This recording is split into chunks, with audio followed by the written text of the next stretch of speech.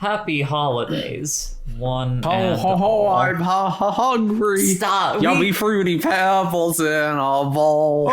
Here comes you know who. I'm going to bleep that out because they don't deserve the product placement on our podcast that's listened I'm not to saying by... eat fruity pebbles. Personally, I was always cocoa pebbles anyways. Why are you making this more hard for me? The thing about Fruity Pebbles, though, is that, it tastes like dry bird food, but if you put milk in it, it immediately tastes like wet bird food. Because it just immediately turns into mush. The cocoa stuff was at least cocoa. I've never been a Pebbles person. It's always been like... I actually don't like cereal, for the most part, honestly. What about the vitamins? They're not even pebbles, they're like shale. You know, I've come around to cereal in, the last few months for some reason. Cereal is one of those things I go in and out of cycles of. For the longest time, I was, a bagel and, some veggies. Or not veggies, fruits, in the morning for breakfast. And then when Bridget was here back in September, for some reason I just got really hard on a cereal kick. And I was like, yeah, cereal. That shit's easy. Yeah, it really is. It wasn't me eating the cereal. It was me. It was me eating that cereal. But yeah, that's the thing with cereal, though, is because I had a lot of food problems when I was a kid. There was a lot of stuff that gave me the mouth ickies, and I don't know, over time I just didn't really go why do I want to make my food wet? That's weird. But now I can just wake up first thing in the morning, eat a bowl of cinnamon bran flakes, and it's this tastes like a cinnamon roll, and it's sweet and it's nice, and it wakes me up, and all I have to do is pour two things and I'm done. It's so great. So I've been on it for probably since we moved in. Because I wasn't buying it back when I lived with my folks or back in my other living situations. It was when we moved in together that I started looking at other options for breakfast. I like that you describe eating cereal like you're taking a new drug. I've been on cereal for the last several months. Dude, cereal will fuck up your brain, but I love it. It's good. Do you have any particular reason why you feel cereal don't quite hit for you? I don't like when it gets soggy, for the most part. But I have had cereal moments in my life. Mostly when I was in college, I would eat a lot of cereal. You know what? I realized what it is that turned me on it. One thing that did carry over from with the cereal. Piss. No, one thing. Sorry. One thing that did... Sorry, I needed a funny answer. One thing that did turn me over to it was the reason I didn't have it as a kid was I hated milk. And I still do. I still don't like milk. It's disgusting.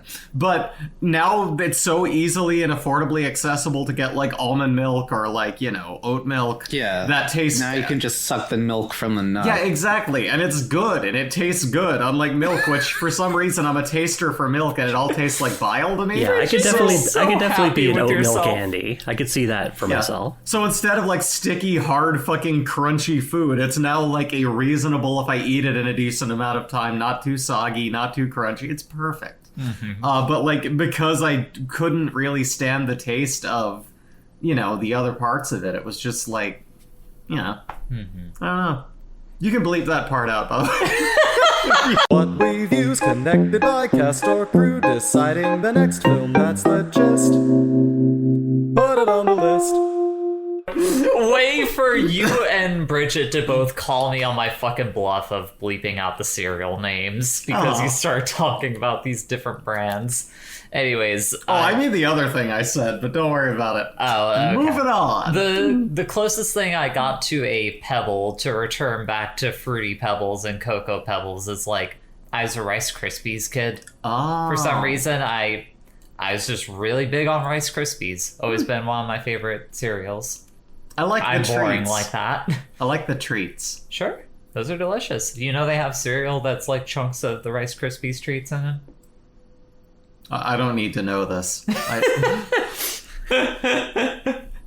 They also, I noticed that at our local grocery store, they also often usually have that whatever that weird trick cereal is that's full of a dubious white cream. Oh, yeah. That looks horrible. That looks fucking terrible. Yeah, I would not trust that with my life.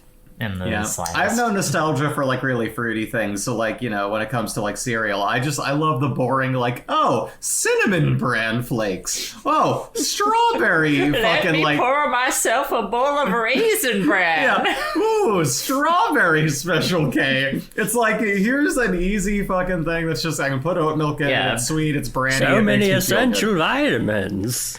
I need those vitamins. Brie has a very old person coded taste in cereal. I do. And I don't that's think the there's thing. I think anything it's wrong with that. No, I like semi-sweet things and not like overly fucking sweetened things when it comes to cereal. I do love sweet things, but like I've got to, I don't know. First thing in the morning, it's a lot. Yeah, you It's can't, like, you if can't I go wanna hard eat all the candy, time. Yeah, if I want to eat candy, I'll eat candy. And then all my teeth will fall out and my head will rot. But Hence Fruity Pebbles and Cocoa Pebbles by whatever, I can't remember which company makes those. I was going to do a whole bit I about think they're General like, Mills. I want to say they're General think Mills. so. That's they're like the red spoon. Yeah. let me rewind the tape then. Well, Anyways, hi everyone. Hey! Welcome to a special holiday edition of Put It On The List, the queer movie podcast where every episode we talk about a movie with the catch that the next person in the queue has to pick a movie that's connected by either cast or crew, unless they decide to say, fuck it, I'm picking a wild card this week, which I did, because last time Evie had us watch Blade, and that movie was great. However, I wanted to finally use that wild card before we hit a reset in another couple cycles. And I chose The Garden of Sinners, Movie 5, Paradox Spiral. which to the uninitiated is not connected to that in any way. So No, I tried. No, yeah. I looked through the multinational dubcast voices to try and find some kind of connection to Blade. And I could not, unfortunately. Oh yeah. At time of recording, it is currently Christmas Eve, so festivities in the air. I was raised Jewish, but I think I'm doing it right. This is a very funny moment we had last night. We were watching a Vinnie Vine Sauce commercial chaos, and at some point, a commercial where that featured an advent calendar popped up, and Evie asked the group as a whole, just did any of y'all ever have an advent calendar? And Brie, without missing a single fucking beat, was just I was raised Jewish. Yeah. It was just I didn't have that. Okay. Are you saying there isn't a prominent Jewish holiday that's featured in the month of December? I had Gelt. It sounds a lot like the other thing my parents gave me. Anyway. Anyways, how's everyone doing? How have you been since the last time we recorded, Brie? I'm doing great. I'm still kind of plucking away at VTuber rigging and just having fun working on my art. I've been maybe even pulling back from that a little bit. I've been, just getting things in order. I don't know. I'm kind of trying to take stock of everything I'm doing with my life while at the same time learning to pace myself. Very realistic answer, I know, but I'm keeping on stuff. It's been nice. That sounds like a very heavy endeavor to go into, taking stock of everything in your life. It's that time of year, It was my birthday not long the ago. moment for and, it, yeah. Yeah. It's the time of the year before the great new reset again to go okay, where am I in my life? That's right. Check your expiration date and get disciplined. Well, I'll still be edible for the next 2 months, but it was nice knowing you. As everyone's favorite video essayist Tim Rogers would say, it's that time of the year, the end of it. Well, how about Evie, Bridget? Either of you been up to anything this last couple?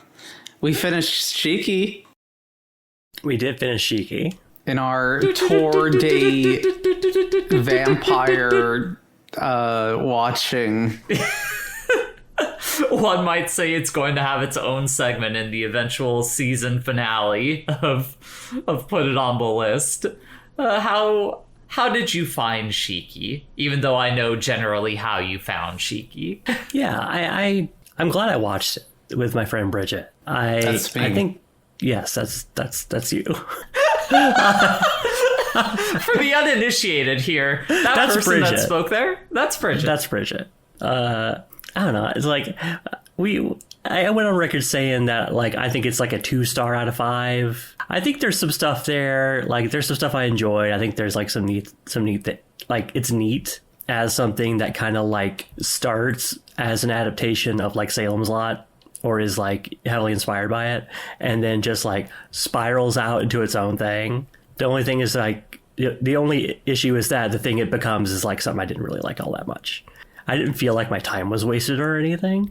That's good. I think there is, like, you know, there's stuff to like about it, but I didn't like it overall. Yeah, it's been a very long time since I watched Shiki, but I feel like that ended up being my general read of it when I watched through it for the first time. Was like, not a bad show, arguably a pretty good show at parts, but as I described to everyone on this call, and I'm describing now for the podcast listeners, fucking miserable show that, like, for what it's trying to be about, which is, you know, maybe man is the real monster. It's like, I mean, we've seen that done so much over the years that I kind of just walked away from it being like, I mean, yeah, I know. Sometimes people do horrible, horrible shit to each other, even the people that are not the literal monsters. I need something juicier there to bite into. There needs to be more to it. Sometimes you just have an entire episode that's a flashback to one random woman who eventually just goes crazy and lights herself on fire. Yeah, why does, like, it's a whole episode explaining one image of a woman holding a child's corpse in a bathtub. I mean, who hasn't had a wild fucking night where, like, everything kind of goes topsy-turvy and you're like, well, Yeah, it was a series of days and weeks and the like. Months. And to be fair, months. That image sounds depressing. That's a very evocative image. At the very least, like that.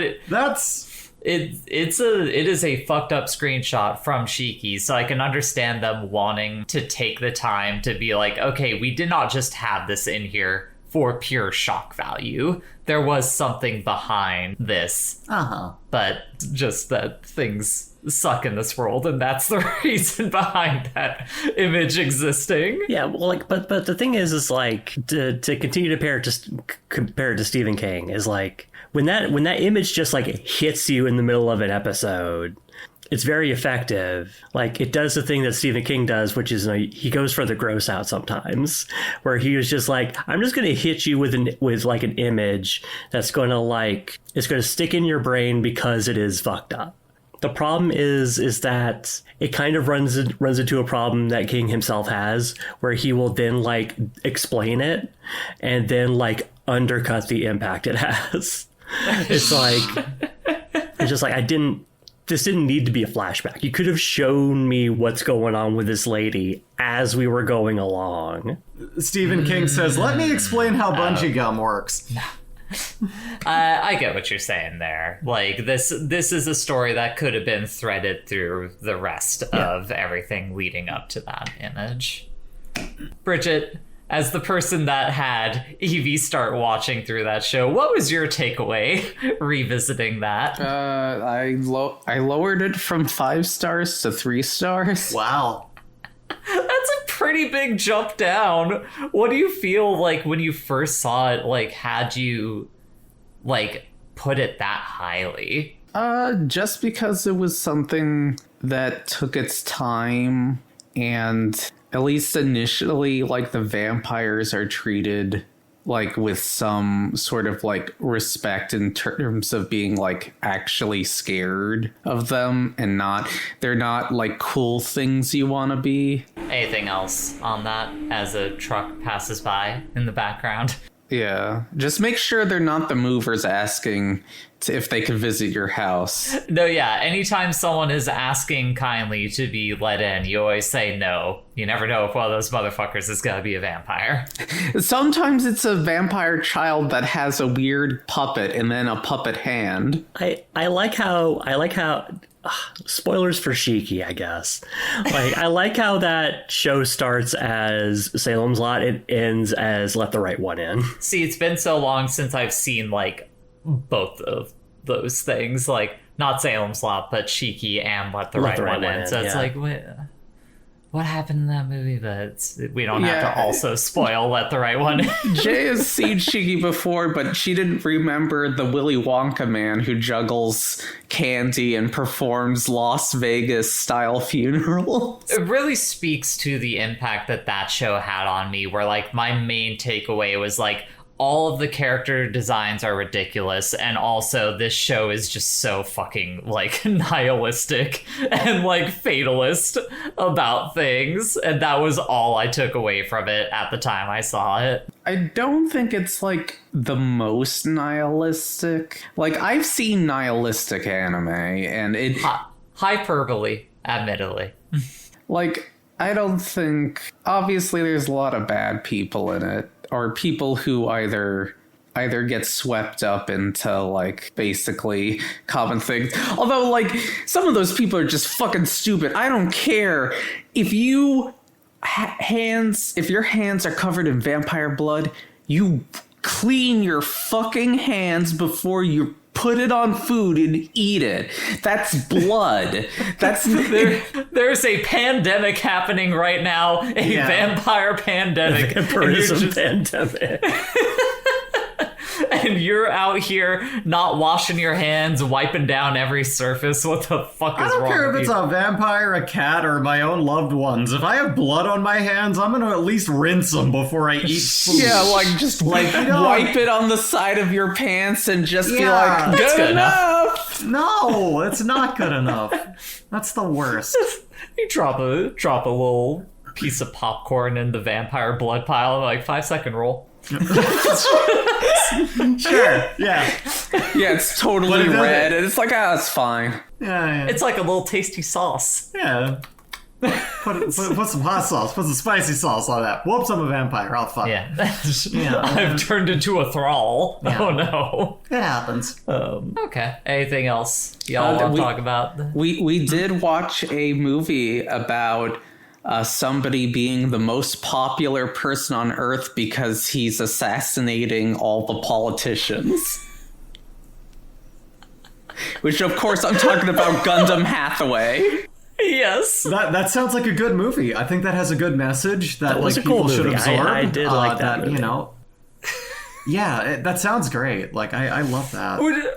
Bridget, was there something that's been happening in our current day that had you thinking about Gundam Hathaway again? Well, you see, it's the sequel to Shaw's Counterattack, and really, it's ahead of its time, you could say, considering it was written back when that movie came out. What, like 80s? Shaw's... I was gonna... Well, I know it's Late 80s. Yeah. Okay. That was my question, as if it was late 80s or Yeah. not. You know, sometimes Tomino knew what's up. Please don't mention about how the previous novel had pubic hair as good luck. All right then. Well, What's the other fucking thing that Tomino did? Tomino did, like, the one where you're, like vegetarians or something like that. What was it? No. That's Shoji Kawamori. That's the Macross guy. That's Earth Girl Arjuna. That's the one where she takes a bite out of the burger and instantly visualizes cows being slaughtered. oh my god. And you bet your ass you're not having a real birth unless it's a water birth. Only the most pure birth. You get some really special people in the mecha genre of anime. He's past that now, but there was a period where he was basically in like a cult. The other Tomino thing I've seen is the what was it? What was the thing we watched? Ideon. And that was besides like, original Gundam. Yeah, and like that was like it ends with everyone like becoming star children. Including a child that had its head blown off. Oh yeah, child's head just gets clean blown off, and You know what they say, whenever a child's head gets blown off, he turns into stardust. But That essentially anyway, happened, yeah. I mean, Yeah. kind of. it's like the old Less a lore joke. from the Egyptians, in like ancient Sanskrit. Mm-hmm. But yeah, And as for me, I've played through the entirety of Cyberpunk. 2077 since the last time we recorded. How is that game? Pretty good. The main way I would describe Cyberpunk is that is a game that is unfortunately less than the sum of all of its parts, is how I would ultimately describe it. I think there are a lot of cool ideas that it is working with in the Cyberpunk genre. Like I was describing to Evie, I guess, spoilers for Cyberpunk 2077. Your character, like, does a heist where they steal some fucking technology from a big corporation. You get shot in the head over the course of that heist. But because of the, like, tech that you took and implanted in yourself from that heist, you come back to life. But you have Keanu Reeves who in your head now. And Keanu Reeves is playing, like, a dude who was like a like radical like terrorist like 50 years ago, who essentially had his soul ripped out of his body by the corporation and put into like a sensory deprivation chamber. It happens to the best of us. For 50 years. And essentially what solitary for 50 years. Yeah. Essentially what the metaphor boils down to with that dynamic going on there is how could any person exist in a society, in a cyberpunk society, without becoming someone like Keanu Reeves in this game? I could see it. And there's a lot of stuff in that game that like feeds into it that like in most other open world games would just kind of feel like rote, trying to be edgy. Like a lot of side quests end with like what seems like just a black and white like coin flip of, are you going to help this person get vengeance for this thing that fucked them over, or are you just going to kind of like let it slide because actually they're somewhat in the wrong too? Like that would feel just like kind of edgy and try hard in most other games, but in this specific context it like helps to feed into it because it's like, no, yeah, when everything is like kind of unfair and as fucked as it is in this world that you live in, why wouldn't you just let that person do that? Like, what exactly are you getting for like not letting them do this? But also it's still trying to be GTA, like Cyberpunk GTA. And also there's like a crafting system that I barely engaged with. There's like a whole slew of like cybernetic like upgrades, skill trees and things of that nature that I chose not to engage with and just went all heavy arms. So I just played it like I was the Doom guy, effectively. You were like fucking bulletproof half the time. No, I would just walk into scenarios. I would see someone shooting at me from behind, turn around and be like, cut that out. Headshot. Fucking out of your damn mind. I was watching you walk up to them and just like give them headshots, and I'm like, man, Jay, this game looks hard. You walk up to them with their machine guns going, and they're like, it seems like they're missing everything. But you were just so fucking tanked out. Yeah, and like at the end of the day, like because it tries to do so much, it tries so much to be a like all capital A, triple A video game that like as a result it almost diminishes like what it from a story and narrative thematic perspective is trying to accomplish. I see. Like it still hit, like I hit the ending and there was like a core emotional resonance that like got to me a bit with the story that I ended up going through, but it was still kind of like I wish it had done like X, Y, and Z instead, you know? For sure. Yeah. I ended up like, I don't know, I may go back to it someday, but like I ended up getting through like basically the prologue of the game. And like even if I think that like that whole part of it like is basically up through the part where you get shot in the head and you meet Keanu Reeves. Like I thought that part was like a okay cyberpunk story. Then there's like 60 hours of game after that. And it's like, I just feel exhausted just thinking about having to play through all of it. That ended up being the interesting thing in playing it now after like the Phantom Liberty DLC came out, because that DLC, it's not entirely like sanctioned off from the rest of the game, but it mostly is like standalone in its own like little chunk of the city that doesn't interact a ton with the rest of the video game. And I think what really because a lot of people really, really liked that Phantom Liberty DLC. And I think what helped that is it allowed itself to be small. And I think that is ultimately like what brought down Cyberpunk 2077, is it wanted to be too fucking big when it could have told a perfectly good story by just fucking crunch it down, like cut the fat. We don't need all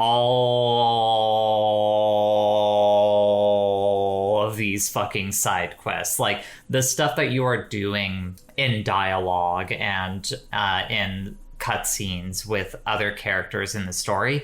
This isn't Baldur's Gate 3, where like everything feels so fucking pristinely like written, or Baldur's Gate 3 or Disco Elysium, where everything feels so pristinely written that like you are getting like an actual like full story with each different character that you are like running into along the path. Instead, a lot of side quests that you get to, it's like, yeah, I mean, that was cute. I kind of got something out of that, but I wasn't like fully into this at the end of the day. One thing I want to do for the end of this is not actually related to Cyberpunk 2077 really, but it just made me think of it. Where it's just like all of this year I've been doing like, I've been knee deep in fantasy shit, where like eagle-eared listeners may know that I'm a fan of like the Ranged Touch people, and they have a book club podcast that I follow, and they were doing fantasy stuff. So I was like, I read like, 3 different fantasy series over the course of the year. And then I was watching like fantasy anime with Bridget. And then we were playing Elden Ring and Baldur's Gate together. And then it's just like, it's been swords and magic all year. And like 2025, you're a cyberpunk year. Hell yeah. Like, has playing Cyberpunk 2077 left you with a desire to try to hit up anything else from that genre? I mean, I've always, like, cyberpunk in general is one of those genres that I've always deeply appreciated, like, from afar. Like, I know that I will love it once I like fully decide to like deep dive into it. Like, one of my favorite games of all time is Valhalla, which is like this cyberpunk visual novel bartender game. I really enjoyed Blade Runner when I saw that. Cyberpunk, despite like my misgivings with certain chunks of it, I really enjoyed that. And I am a firm believer in like the ideas that a lot of cyberpunk media is trying to espouse. Not the Orientalism. It's important to say that. Not that part. Other parts of it. Yes. Radical bodily autonomy and like... Yes, transhumanism, like radical bodily autonomy, like hard anti-corporation sentiment where it's just like, no, there is no government. It is all just the people that have fucking money in this world. Like, technically there's a government, but it's the corporations own all of us at the end of the day. Like, that is one of those ideas that like felt so prescient to me with Cyberpunk 2077. Like, the idea of a corporation having not only the technology, like not only the money, but also like the technology to literally like remove your consciousness from your body and put it into a prison. Yeah, like, the idea that they have that technology and then they just make it into a prison is like, that feels very real. Yeah. Like, that is like actually terrifying. A terrifying idea. Yeah. So, like, yeah, I've always had suffice it to say, yes, I've always had, like, a little bit of a passion for cyberpunk stuff in me. Are you gonna watch the Amaishi show now? Probably not, but only because I feel like I remember Evie being pretty cold on that one. I thought it was like a perfectly okay cyberpunk story. Like, I didn't hate it. For sure. Maybe I'll check it out. You might like it more considering you are the highest liking of Cyberpunk the video game on this podcast. I mean, it's only by virtue of the fact that I'm the only one who's played through the entirety of it. I have yet to play it. I just love hearing the soundtrack when she's playing it because I like a lot of the artists who are on it. But I will got a say great fucking soundtrack. It's really good. But I'm planning on playing it. I might really like it. We'll see. Because now I can because she's done with it. So... Remember to stream it so it can have that glitch where people's balls are hanging out or whatever. They've patched that one out. You don't. I don't know. I watched your game. I could easily see. There is no way that I can stream that and play it at the same time. Bridget on her on current ball watched the entire time she was watching. I don't know if you would have biased a new CPU, but balls cam. There's just no way. Anyway, we're a movie podcast, right? We sure are a movie podcast. And you know what we tend to do on this movie podcast before we talk about the movie? We do some banter first. Oh, yeah. But we also do some icebreaker questions. Oh, yes. We did the banter. We've done 35 minutes of it. It was good banter, though. It was good banter. Yeah, I liked it. Bad news. We're starting to run out of icebreaker questions. Somebody help us. We only have questions from Owen right now. Everyone listening to this, follow us on putitonthelist.bsky.social and send us questions there. It doesn't have to be about whatever movie we're talking about. You could send us shit about food. I don't care. What did you have for breakfast? Bitch, I'll call you. And I've noticed that, like, and I don't want to go along on this because it sounds like I'm tugging myself, or I'm tugging us all off collectively, where I'm just like, it feels like listenership has picked up, and I want to say thanks to everyone who's listened. Yeah, really love it. I would like to say that as well. Thank you all for listening. Yes, but also please continue to share us with your friends. Hit that subscribe, like, and button, that follow, and Thank you, Ricky. Yes. Shout outs to Ricky. Yes, shout outs to Ricky Hirsch. All right. But yes, all of our questions this week come from Owen. Let's go. So shout outs to Owen. See. Shout outs to Owen IRL on Blue Sky. Is there any movie that has had a tangible impact on your life, either through a theme or message that resonated with you or sparked an interest in something? I'm starting us off with a deep question. That is a deep one. Where it's all right, let's get in there. That's a good one. I think all of us are going to have to take a moment to think about it. No, yeah. Play the Zen thinking about it music here. So, why Genius Party? Specifically, what is it about that one? At the time, I was young and naive in 2011, and I was basically literally watching every single anime that was coming out, which I don't recommend. Don't do that. Yeah, don't do that. Especially now that there's even more somehow. And so I was like burned out on anime basically. But Genius Party just hit me at the time because Genius Party is a collection of various anime shorts by different directors. And it was nice just seeing, I always like showcases of just animators having fun.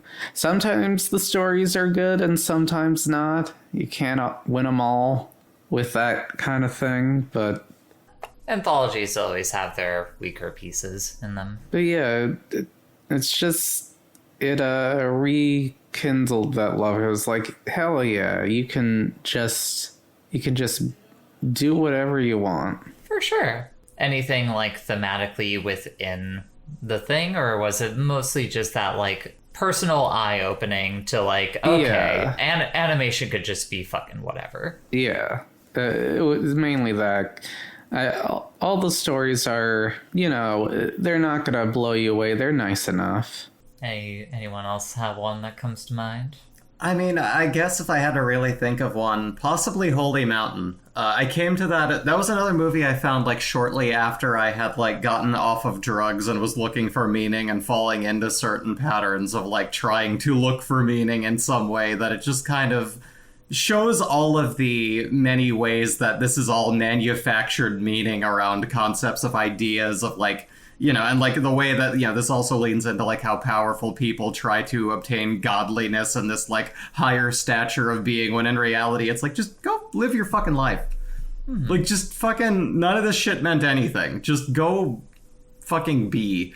That was kind of the portion of that really kind of resonated with me personally in the time, and it still kind of does. Right. It's still something I think about from time to time. Okay. Evie, do you have one?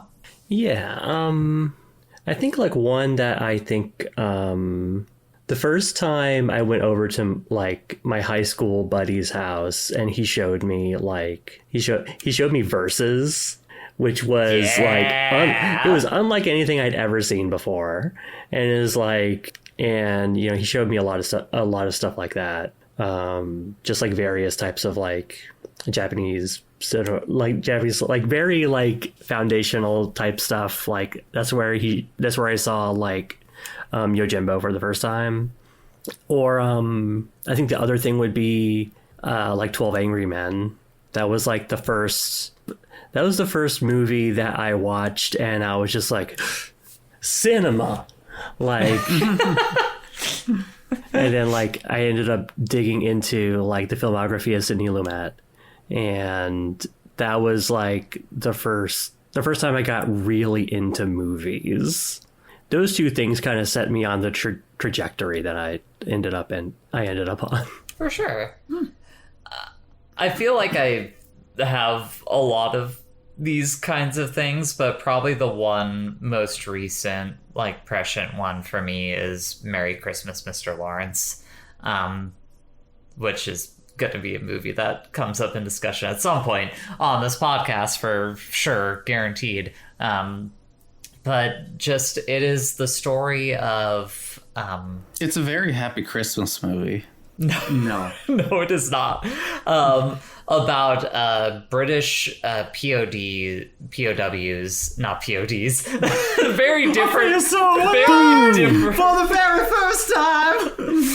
It's about British POWs, like in the Pacific Islands under like imprisonment by the Japanese army during World War II, and what it ends up ultimately kind of being about is how even the people who are your wardens in the sense are prisoners in and of themselves to these structures that are holding you prison. Like, no one is really free from these things, and it is a movie that's about like almost a kind of like radical level of empathy, where like you can feel a deep, profound sadness for someone who in some cases just did awful things to you, ostensibly, because you are all at the end of the day victims of the circumstances that you are living under. And that is a thing that I hold very true to myself. It is a reason why I try never to be a very hateful person at all. I try to be as tolerant of a human being as I can be, and it's because of things of that nature. I'll say there is an arc of, I'll try not to give too much away, but there is an arc of Hunter x Hunter that has also done that for me and like reduced me to fucking tears. It's a powerful message. Hunter x Hunter, cinema. But yeah, no, but like that too is like that, just things that really kind of touch into that. Like, that's a heavy thing to address, but it's very real. Yeah, it's a hard fucking idea to come to terms with, that even the people who do awful things are also human beings, unfortunately. Even Tonegawa has the middle manager blues. Like, kind of circling back to, like, the Shiki conversation almost. Like, that is a thing that, like, I can sink my teeth into a bit more. Like, yeah, I know that people can be awful to each other. Like, humans can be the real monsters, but, like, it is still also important to have empathy in spite of people having that capability to be awful monsters, which that is what the things that I'm talking about tend to be about more so. I just want to note, yes. do not in fact go to the cinema for Hunter. The 2 movies they made are not very good. Oh, that's sad to hear. Yeah, hate to hear it. Okay, It's a great anime. good answers all around. Yeah. Next question from Owen. After watching Dark Fate, I would be interested in seeing more films that follow the same idea, where T2 spawned multiple unique futures and each film could follow a distinct timeline. Who would you like to see play a Terminator? I think the next one should be played by Fred Armisen. I would love to see a Steve Buscemi Terminator. Can you imagine? That would be the most unexpected Terminator. You just see this funny looking guy doing that run at you. Yeah, just get Willem Dafoe. Oh, that Willem Dafoe would be a terrifying Terminator. God. Like, he's got like that level of charm to him but he can also turn that off, as you can see in like his more dramatic performances.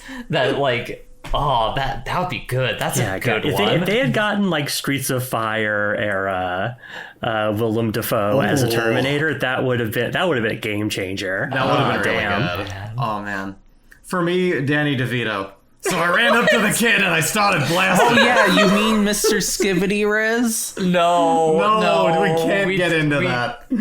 This is what that we're not going to say their name because we're not sponsored. This is what that company wants us to do. We're not talking about it.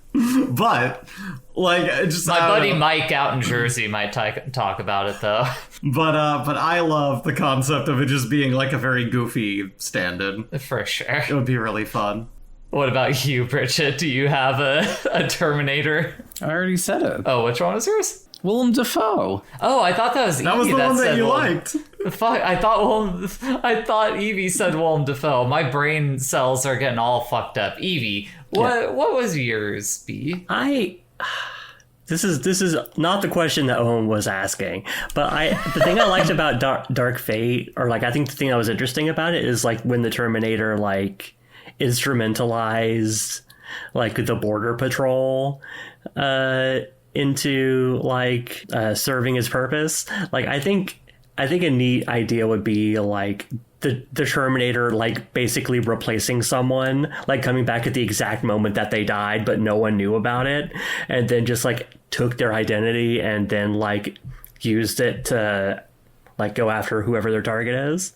I think that would be a neat idea. Is that like kind of what Genesis was? Like John Connor I never saw goes that fucking movie. I have no idea. He goes back in time and he becomes a Terminator or something. I watched that movie and I couldn't tell you a fucking thing about it because it was so awful and boring. That sounds like great cinema. Right. But my actual answer for Owen would be Tom Holland.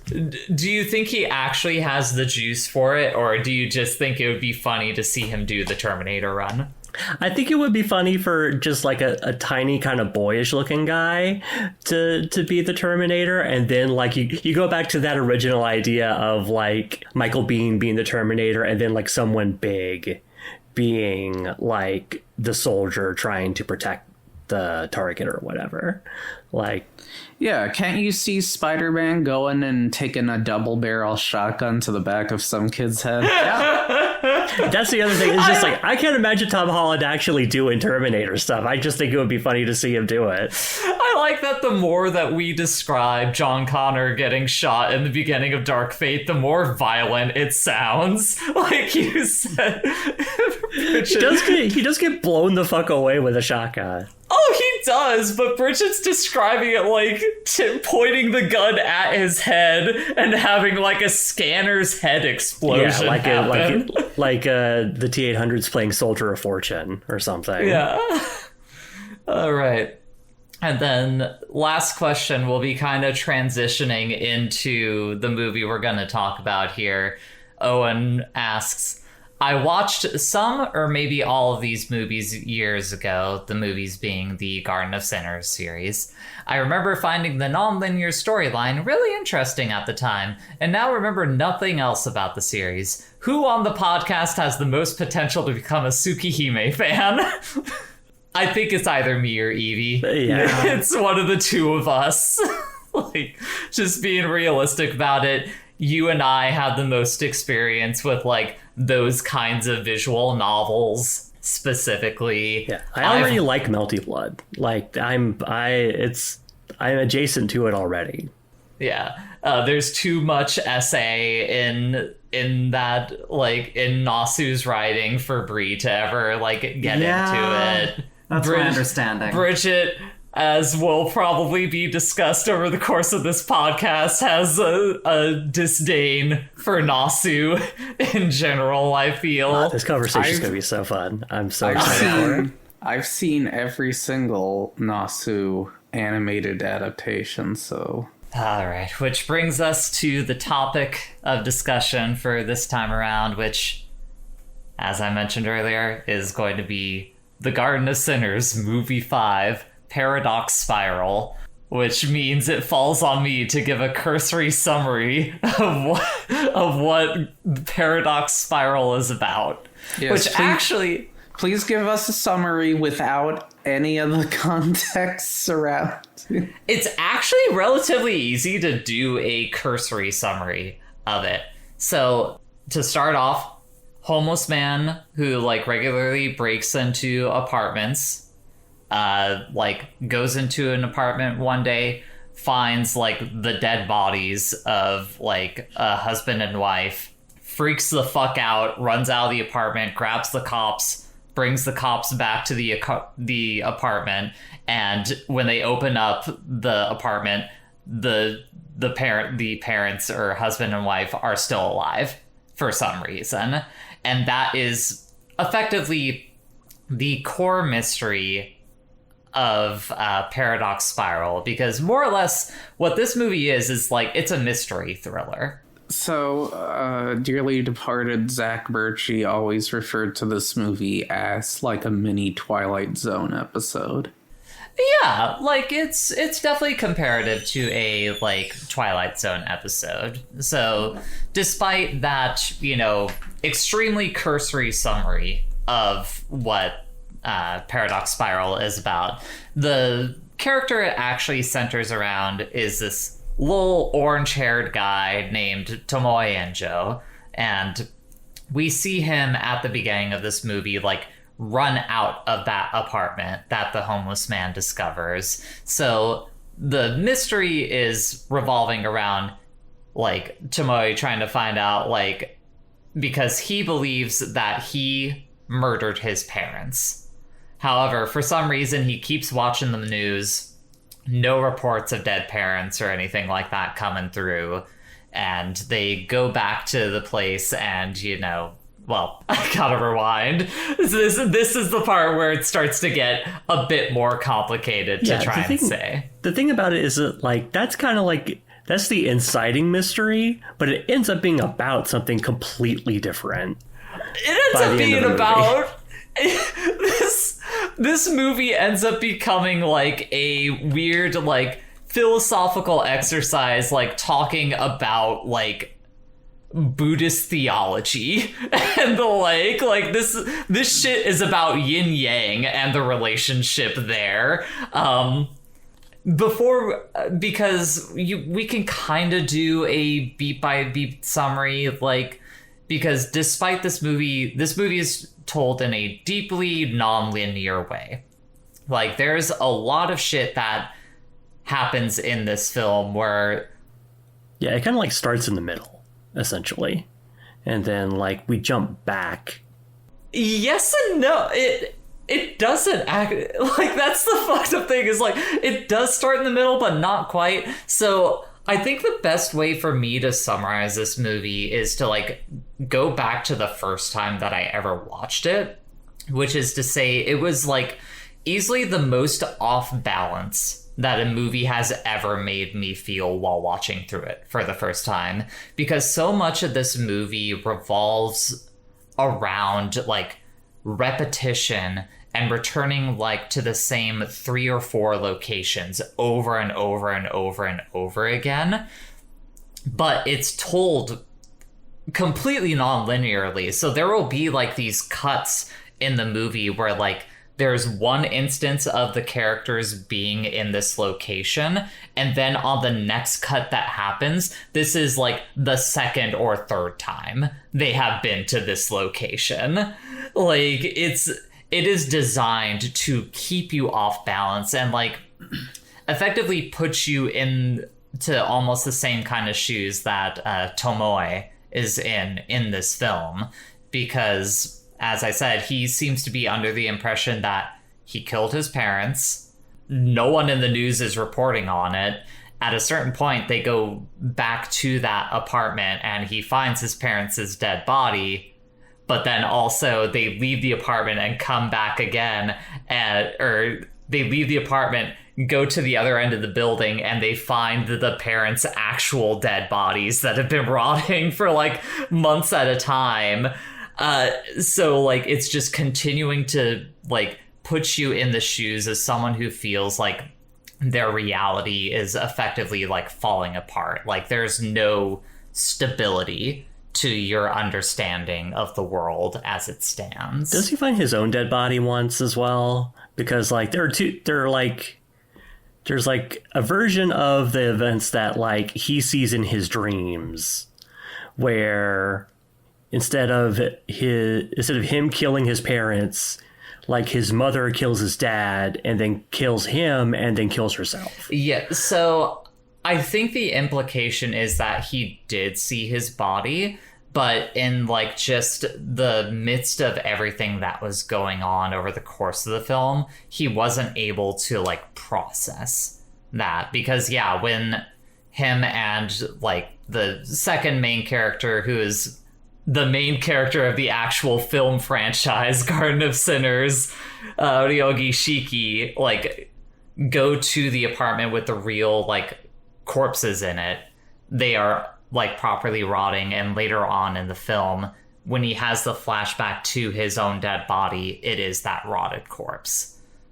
Like the film doesn't acknowledge it in its own language until the very end. So if you're watching this film as just like, you know, as I mostly did, just kind of like uninitiated, like the story starts like centering around Tomoe and like this extremely like destabilization of his reality and like him like encountering Shiki.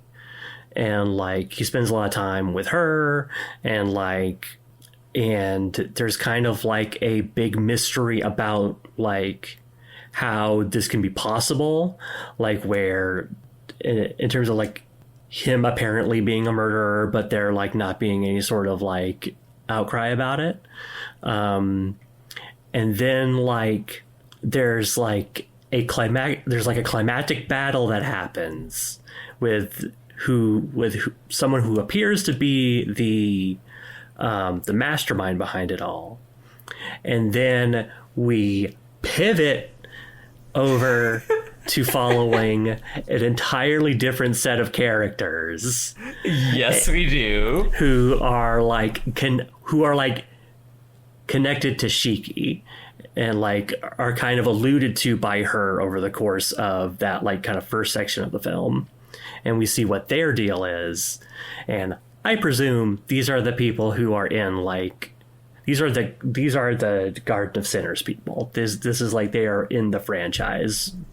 Yes. Overall. For explanation's sake. So, as I already kind of prefaced, Paradox Spiral is a movie that takes place in the middle of like an 8-film like franchise called The Garden of Sinners. And that film series centers around the relationship between Ryogi Shiki, who is this like very... trying to think of how I would describe her personality. Like, she's kind of standoffish. Yeah, very standoffish lady who has a power known as everyone knows, the mystic eyes of death perception. Not depth perception, death, as in DEATH perception. And this guy called Mikia. And essentially the big struggle over the course of the series is that, you know, she seems to have this split personality where she is supposedly going around murdering people. And it's this emotional struggle for Mikia trying to determine and find out, like, is she actually murdering people? What the fuck is the reason for her having this bizarre power? Who is, like... who's bringing about all of these people who have these weird spiritual abilities that she is running into over the course of it. And yeah, you are absolutely correct in your assumption, Evie, that pretty much everyone besides Tomoe and I guess Cornelius are characters who like all appear throughout these films in one way or another. The main villain guy really doesn't... This is kind of his introduction to. He's like hinted at in the. Doesn't he? He appears post credits on the previous movie, but you don't really know who he is. He's just like, for sure. And for me, a big part of why I think this movie is able to function so well as a standalone film is the fact that it focuses on Tomoe. Like, you have all of these, like, characters that are pre-established from these films, but your emotional core throughout this journey is Tomoe, and that, like, internalized instability that he is going throughout the film. Like, I would say the only points at which this movie feels like it kind of throws you off of it being standalone is like when the bad guy, his name is Arya, starts talking about characters that do not appear in this movie. Like he talks about like Fujino Kire, like when I sent them to fight you earlier on, I was expecting this thing to happen here. And Evie, I imagine you ran into those parts and are like, I have no idea what the fuck you're talking about. I immediately pegged that as, oh, this is referring to shit that happened in a previous movie.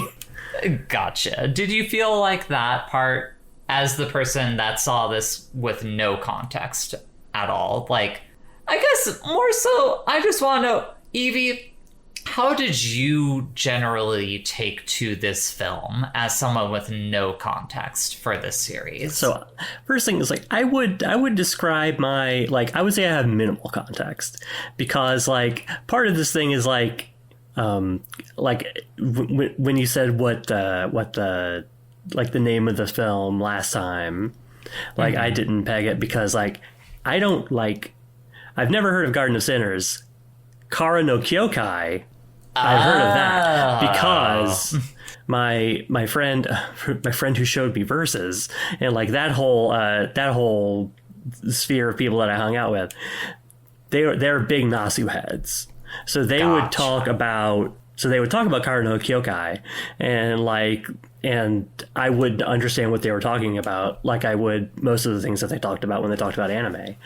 But like I've heard of it before, and like I've heard that, like, a cool thing about this movie series is like how it depicts like a battle between mages is kind of like is distinctive. Would you say that that's the case? I think so. I think that part of it is really cool. But I going back to like, how do I feel about this movie as someone who has like minimal context for it? I think it mostly like works really well. Like kind of if you go into it like, oh, this is a mystery, and like trying to figure out what's happening and like kind of like pick up what's going on and who's related to who and where it all fits together. Like, I think like that all works. I don't necessarily agree. Like, I did not feel like Tomoe was like, I feel like Tomoe is our emotional anchor for like the first third of the film, but then he disappears off the face of the map, and then like, it's like, oh, this is like, Shiki's the important person here. And then like we stick with Mikia and Toko.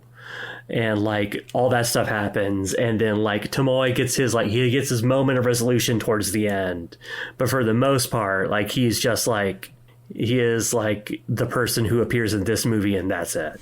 Yeah, I guess I can also ask Bree, since I could have sworn that I showed you the rest of the films before I showed you this one. Did I really like just set you into this one blind the first time I showed it to you? I missed the like intro, but I think the first time I saw one of these movies was this one. Like I walked in on like where it starts up that he's running from his friends, and then like she comes around, and and then like he's all the Haagen-Dazs. Oh my gosh, it's just this so kid much. is eating like one of those little pieces of Haagen-Dazs every Haagen-Dazs single day, and it's filling up the sink. They're not throwing it away, it's filling up the sink. And it's like, it's a good thing that there are no bugs in Japan. Fun fact about that, because this is not attracting flies or gnats or ants or roaches or anything. It's just tons of like empty little containers of Haagen-Dazs filling up the sink for some reason. But he eats a lot of it. There's a little yin-yang in it. There's a lot of little yin-yang kind of like, the yin and yang kind of...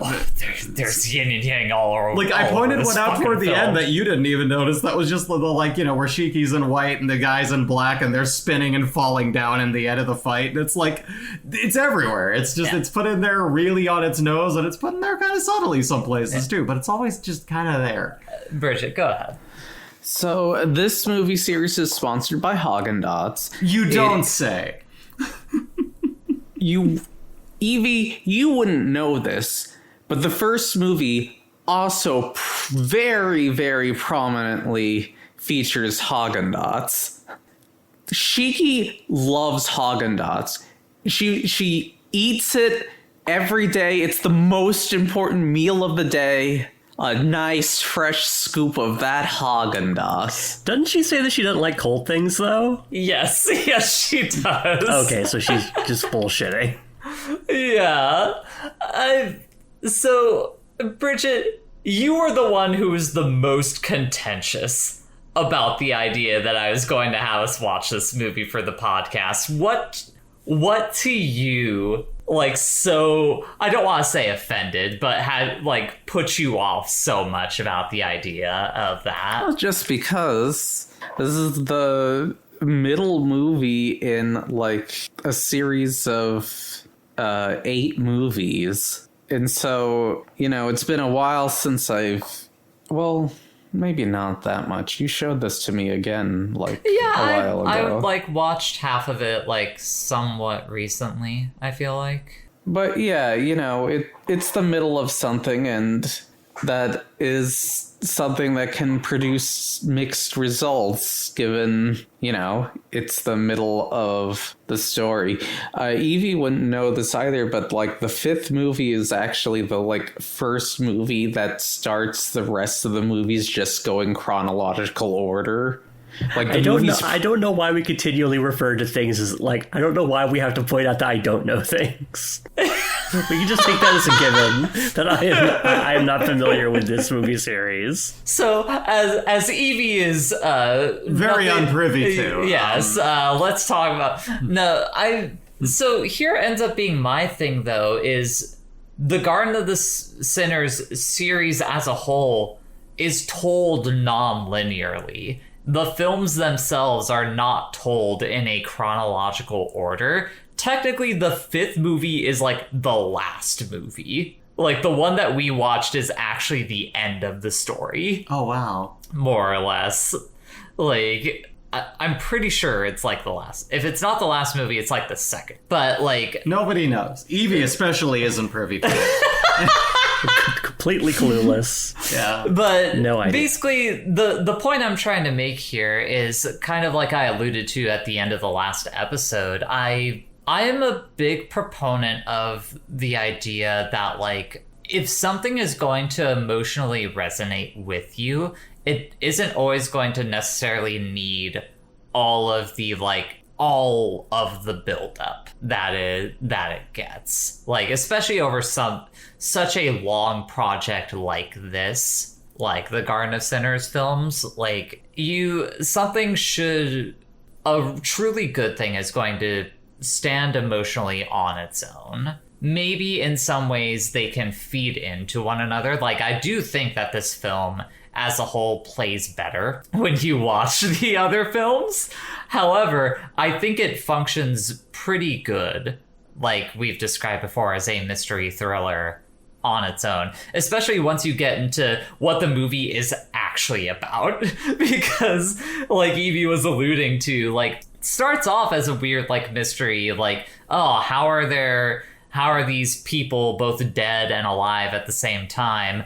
And it more or less answers that, like, within the first 40 minutes of the movie. This apartment complex that Tomoe had been living in was built by a bunch of asshole wizards who were doing a grand experiment where they're like, okay, let's take these people that we know are predisposed to, like, their families, like, falling apart and all of them, like, killing each other, and house them in this, like, one half of the apartment complex that they're in. And then on the other half of the apartment complex, we're going to have a bunch of puppets every day continuously live out the last day of that family's life. So you have this section of the complex that is devoted to just an eternal finite death, and this other one that is, like, committed to this constantly looping life. You know, again,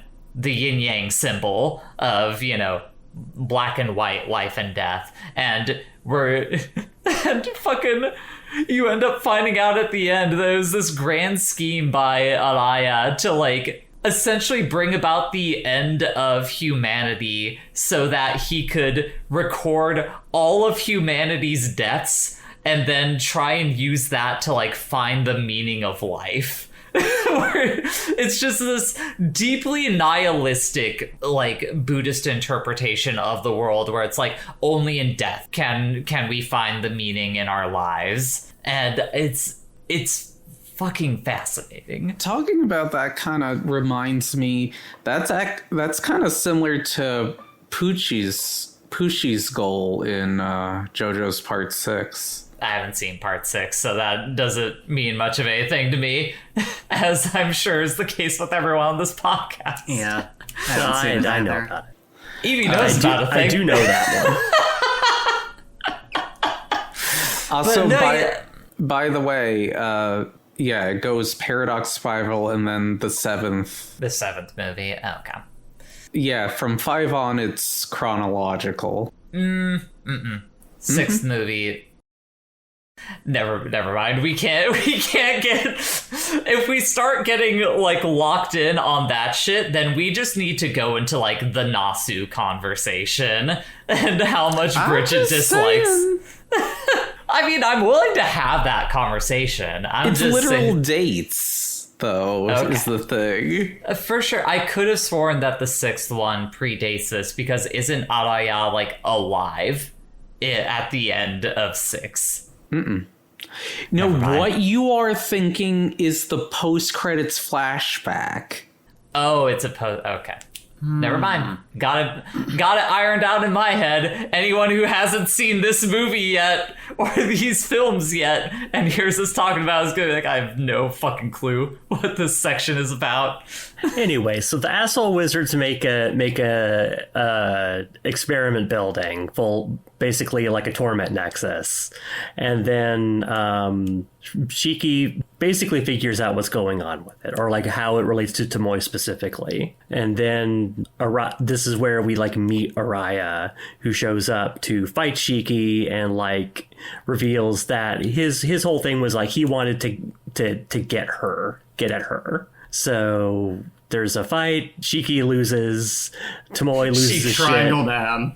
And yeah, she gets absorbed into the building. And then Tomoe freaks out and runs back to her apartment. Yes, and then then we cut to Mikia's side of the story. And that's where we learn about. That's where we meet the Garden of Sinners people, and that's kind of how we figure out that's where the broader context for everything that's going on kind of is established. That's when we start getting into like maybe what I would say is like the weaker part of the movie, which is like all the magic technobabble part of it, where it's just Aozaki, who's kind of like the mentor for Mikia in these series of films, talking to a fucking Willy Wonka cosplayer that was weird creep who like loves dolls. And he looks really like Guilty Gear coded was the one thing that my mind was on. I was just thinking the whole time, heaven or hell. Also another form of like, yin and yang. So Willy Wonka, Berries and Cream Lad, Guilty Gear. But like he was a classmate with Aozaki, and they're like, he had some part to play in the construction of that building, which is the whole reason why they like confront him on it. And so Aozaki herself also had part in it. To it. Yeah. But kind of going back to like the structure that you were talking about, even that structure, the fucking 3-act structure, is essentially like kind of mirroring the yin yang symbol, because essentially for those like first 2 chunks of the film, like you're alluding to, like you have like that focus on like hanging out with Shiki, but there's still like a little bit of Mikia's presence in that part of the story, because you don't really know it at the time, but you have like shots of her talking on the phone. She's talking to Mikia on the phone. She's venting. She alludes to him a couple of times in like her dialogue. Yeah, she's like venting to Tomoe about him and stabbing a pillow furiously. And then you go over to Mikia, and like Mikia is the like focus of that section, but you're seeing it through like Shiki's POV and like a lot of the conversations that are happening during that chunk of the film. Like, yeah. And Tomoe like mostly falls out of it like by that point of like in that part of the movie, but you see him in like the background of some shots, and like he's kind of like around in a couple of places. Yeah. And then finally, like in the last act of the film, you have like the coalescence of everything coming together. So even in that structure, it is mirroring that idea of like these 2 halves, that even in those 2 halves, there is a little bit of the other side in it. Trying to think of, let me look at my notes here on like all the different ways that like yin yang is kind of represented in there. Like Tomoe, you end up finding out later on in the film that the Tomoe that we've been following throughout the course of the movie is not the quote real one. That one is long dead. He is the fake, but he still contains like real emotions and memories. So even in the fake, there is real. What? He is real. It's just his brain is in a jar. Yeah, he's not the original one.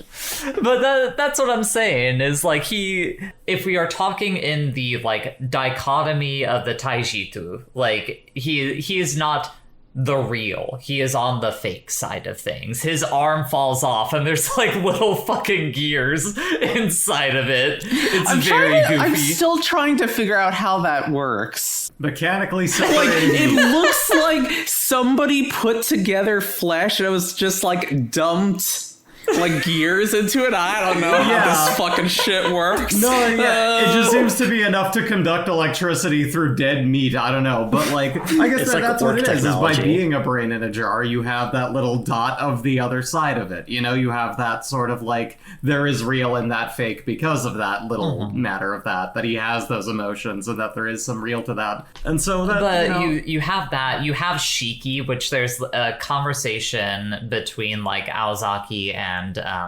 Mikia in there, because part of the thing with Shiki's like personality stuff is like we've been misgendering them. Shiki is a non-binary icon because they include both a male and a female personality within that one body. And Ron and a half, got it. Yeah, sure. Yeah. Whatever you need to like kind of contextualize. Never splashed with cold ice cream. It's Nasu falling ass backwards into accidental transness. Yeah, effectively, because like there's a point in the conversation where like Mikia is confronted with the idea of like, would you love Shiki even if they were quote male? And Mikia is just like, I get, yeah. Like, I would prefer if they were female, but, like, yes, I would still love that person, despite the fact that, you know, this female personality has parts of the male personality within it. And it's just like, no, yeah, even there you have that reflection of that dichotomy in action. Coincidentally, around the time that I started watching this movie for the podcast, I also started reading a book called The Logic of Unity, which is like effectively meant to be a text that helps like connect Eastern and Western schools of like philosophical thought through like a Buddhist lens. And they include like a snippet of like a few quotes about like Buddhist theology. One of them is, form is not differentiated from emptiness, and emptiness is not differentiated from form. Form is at once emptiness, and emptiness is at once form. Consciousness is not differentiated from emptiness, and emptiness is not differentiated from consciousness. Consciousness is at once emptiness, is at once consciousness. So it's just effectively by having that dichotomy that has the opposing sides in it, you kind of get to the core of that idea, which is that like real, fake, it doesn't necessarily matter. At the end of the day, like it can boil down to that core idea of like, I think, therefore I am. You get down to these base ideas that connect all like across cultural gaps. And then there's another portion of it where it talks about a quote from the Buddha that is, make unto yourself the light, make the Dharma in the author's presentation being defined as the Buddhist truth of existence, your light. So, like I was describing, they find that connecting thread between that Western thought, I think, therefore I am, and the Eastern philosophy with the dictum, truth is in thyself. Which, for me, that is the part that helps once Tomoe comes back into the swing of things in the like final act of the film. That's part of what helps the movie, that emotional arc, like resonate a bit more with me, because throughout the course of the films you kind of have the struggle for the truth with Mikia, with Shiki, trying to like find these things out about each other, and you're able to like kind of get to a core resonating idea. And, you know, it helps guide Tomoe to, you know, finally helping save the day. I don't know, like kind of jumping ahead far into the plot, but I'm not going to touch on it super hard quite yet. I don't know. all very interesting things to me, and has made me want to get more into Buddhist readings. I've entered that part of my white girl phase. Is becoming a fake Buddhist. So I don't know. I think it's really, that part of the movie like really strikes me quite a bit. Another very striking part of the movie is when Tomoe and Shiki like first go into like Tomoe's apartment, and you get that vision of that awful. For anyone that is curious about watching this movie, be warned, there's a graphic scene of physical abuse that happens in this movie between Tomoe's parents, but the movie presents it in such a fucking like clinical and objective fashion. And I feel like that really neatly reflects what Araya is like trying to accomplish with this fucked up experiment that he's doing. Like, he's just trying to get these records of like how people fall apart in specific ways. He doesn't care about any of the context behind it. He's just like, okay, this is the thing that happened here. This is what caused it. Yeah, and like Tomoe is like the one test subject that kind of like he's like the outlier in terms of like he kind of like falls out of the cycle, kind of. Yeah, which is an interesting thing because at a certain point Araya like talks about like setting up this experiment, like wondering if anyone would be able to get out of the cycle like at all, and Tomoe ends up being the one who does it, and Alaya tries to give like the idea that he's like, oh yeah, I always knew this was gonna happen. Those feelings and everything that you have for Shiki, like I programmed all that into you. Like it's a very kind of I'm not owned moment in the film, because like you have a moment in Shiki's apartment where Tomoe is like just kind of spilling his heart out to Shiki, and it kind of feels out of left field. Like you have this like long like montage of like the two of them just chilling out in the apartment together, and that's when you get like all the Haagen-Dazs. You get like foibles of like Shiki like just getting undressed with like the door open, and Tomoe being like, oh brother, like oh no, yeah, oh, what have I done? And you're just like, yeah, you fell in love with her that quick, huh? But well, it does indicate that like a pretty significant period of time happened. I seem to always, I have a penchant for picking out movies that I have difficulty talking about because there's just so much in them that I tend to enjoy and just kind of drool over. It's that you find it that fascinating that there's just so many thoughts to get through, I guess. Yeah, kind of. And well, like... Oh, go ahead. Yeah. No, you're fine. Go ahead, Evie. Oh, I was just going to move on to like talking a bit about the Scooby Gang over on... the Garden Center side. Yeah, Mikia's side. Miki, who everybody says, "Are you a PI?" Yeah, and he keeps having to tell them like, "No, I wouldn't be able to do something like that." It's like you're a PI. Like, just admit it. Yeah, because like he Mickey, private magic PI. Yeah, he denies it and then talks about like spending all night figuring out like, you know, some. The names of like, all the families that like right, like a bunch of research that he did. It's just like, buddy, you're a PI. Come on. Yeah, I guess to briefly talk about the Scooby Gang side of it, like I alluded to it earlier, but like that whole section where Cornelius and Alzaki are having their like philosophical like magic techno babble section of the film is like the one part where I could. That part is like, okay, this is the part where I cannot recommend this movie to like any normal person. Like normal people would see this and be like, what the fuck is this shit? They're spending 20 minutes standing around talking about like the Radix vortex. And it's just like, what does that even mean? What are you talking about? And I think this is probably where we can like open up the Nasu can of worms if you want to, Bridget, because here's the thing though. I loved all that shit. I thought that stuff was very fun. And this is how you are one of the people that is most likely to get into Tsukihime here.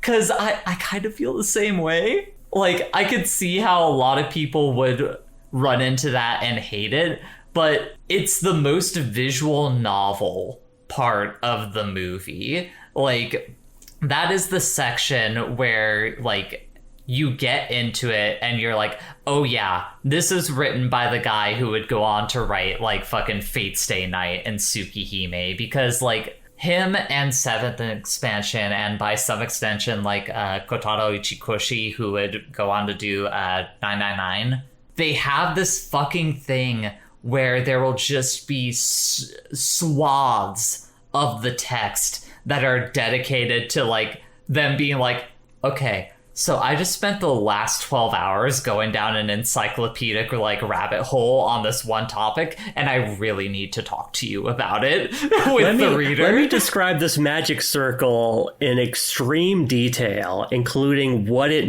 could potentially mean within a like an early Christian context. Hey, you ever hear of Schrodinger's cat? Buddy, let me tell you about Hempel's Raven.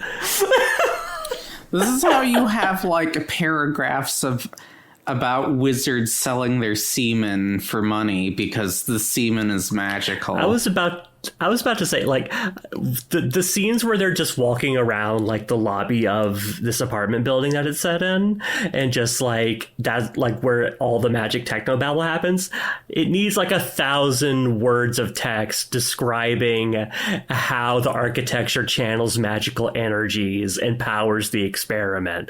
Like that's the sort of thing that I'm looking at here. They kind of go into it.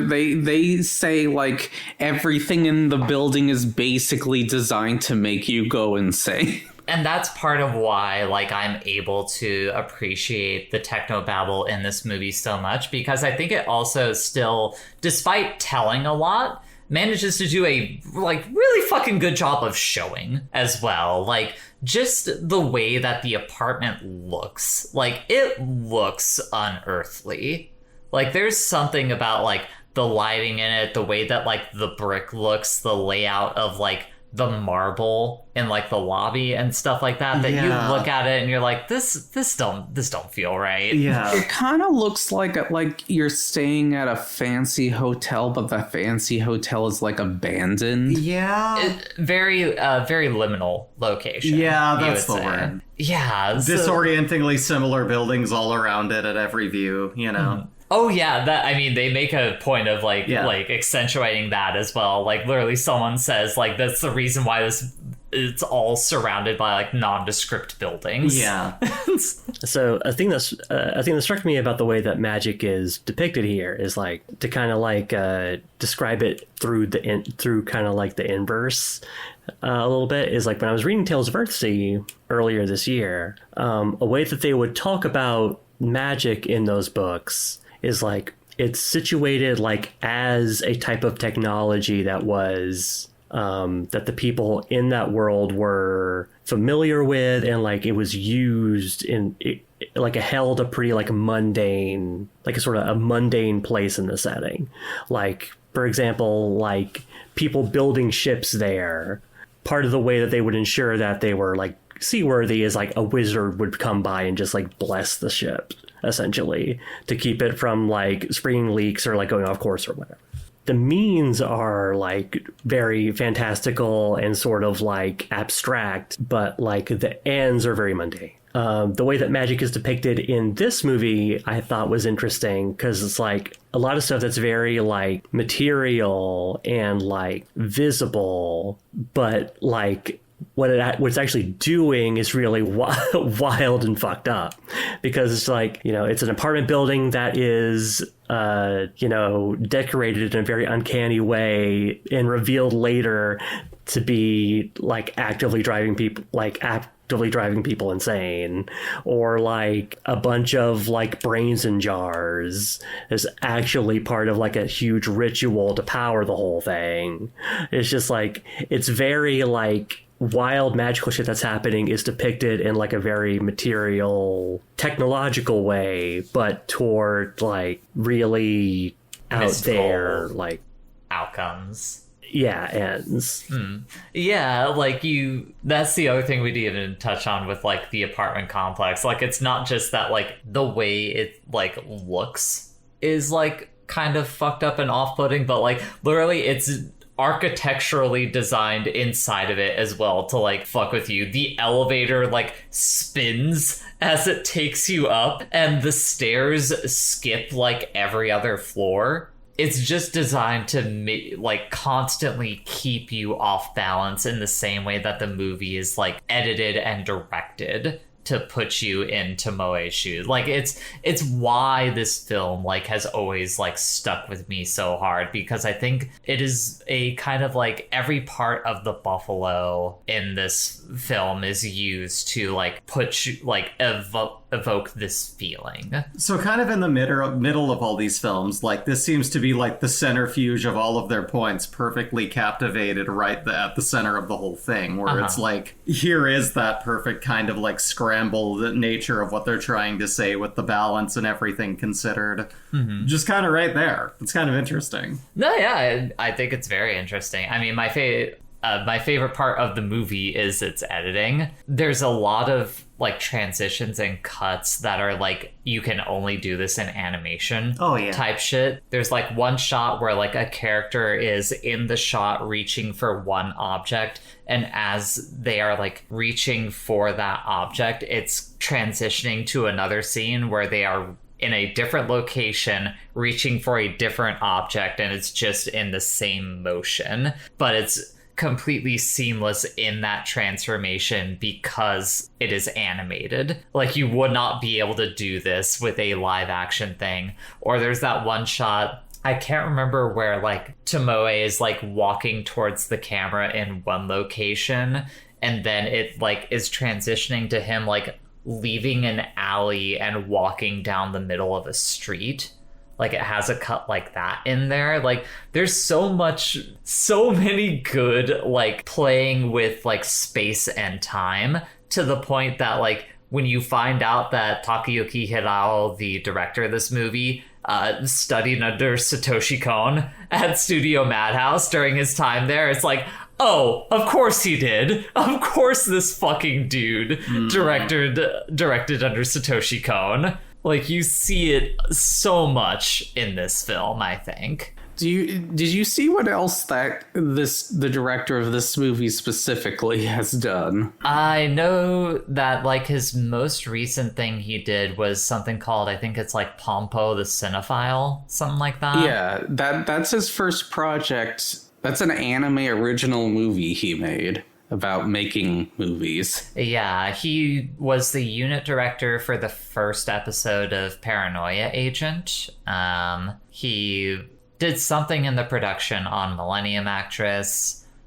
He directed on Gakuen Utopia Manabi Straight, which like is kind of just a Moe Blob show. It's an okay Moe Blob show, but it's a Moe Blob show. Almost all the things he directed besides the most recent movie are all UFO or UFO table shows. Like he did the Very Bad Gyo adaptation. If you like fart sharks, you're gonna love Gyo. Here's the thing. This might be a hot take. I think Yo is just kind of bad. That's like one of the few Junji Ito things that I've read and come away from being like, that wasn't very good. You could have done a little bit better with that, Mr. Ito. Magical Sisters is actually alright, but that's never been licensed. That's a movie. God Eater TV, you can't pay me to watch God Eater. I watched the first episode of that only because it has the line, administer 5 cc's of the bias factor. Bridget, did you want to talk about Nasu at all? Like, I think Nasu is an extraordinarily terrible writer and is one of the worst writers we currently have in anime, or when his stuff gets adapted. The thing I'll say about the Garden of Sinners is, for one of his first works, he sure did really good for the most part. Aside from Superweed. I don't like it. What is it? Is it movie 3? Well, That's a different... I don't know if I want to hash that conversation out on the podcast, because that is a very volatile subject matter. Well, moving on. That movie deals with. That, as far as I'm concerned, you can watch this movie and then just kind of be done. Ultimately, I do think that there's one movie in this series that I think is 100% skippable. It's the one that takes place after this film. The one movie that takes place after this might as well be filler. Like, it's fucked up, like, moving to, like, the larger context of Garden of Sinners. Movie 5 is such a big standout because it essentially falls in between, like, two of the weakest movies, like, I would say, in that film series. One of them is inarguably the worst film. The other one is like just on the weaker end. So in between those two, you have this movie that, for me at least, is one of my favorite animated movies of all time. My favorite animes. Changing the group chat name to Animuted. But no, like, very legitimately, it's like this bizarre standout because it's like, God, this is so fucking good. This movie cooks. Well, you've seen my own anime list. Like, this was listed under 5 stars, this specific movie only. Well, I'll talk about how this is a movie series about people being dripped the fuck out also. How everyone has, like, killer outfits. Aozaki looks fucking awesome. Mikia's, like, all black, like, outfit, looking good. He looks like Peter Steele from Typo Negative. No, that's not Mikia. You're thinking of Araya. I'm thinking of Araya. My bad. Looks like who? Araya. Sorry. Well, I was just saying, the big bad kind of looks a lot like Peter Steele from Typo Negative. They're a goth rock band. So he's dead. Heroin. Part of the stuff... Like, with this being tied to Nasu things, you can kind of... Some of the characters, you're just like, oh, it's Kotonami Kire. It isn't helped that he has the exact same voice actor as Kotonami Kire. But you're this is the similar character type.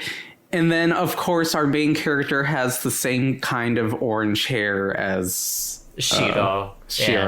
Yeah, I mean, that's Ryoki Shiki is the exact literally same... reused and becomes fully male for Tsukihime. Yeah, like, there's just all these little things that if you are familiar with the rest of the Nasu-verse, you look at Garden of Sinners and you're like, this really was...